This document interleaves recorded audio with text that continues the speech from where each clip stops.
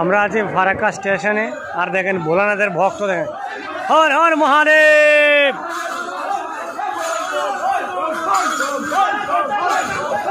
ভোলা বাবার ভক্ত।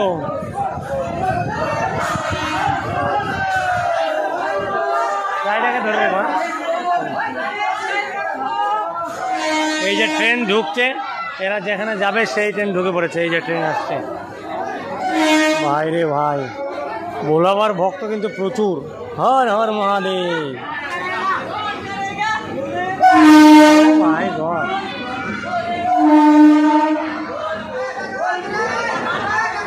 ভাই রে ভাই, ভিড় দেখেন, ভিড়।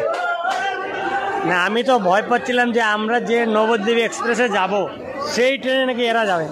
এখন দেখছি না, এরা অন্য ট্রেনে যাবে।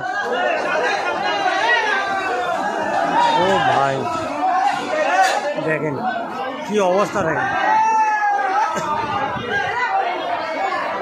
কোথায় উঠলেন? হ্যাঁ, কোথায় উঠলেন? এইসব ভিড় দেখে মাথা মুথা খারাপ,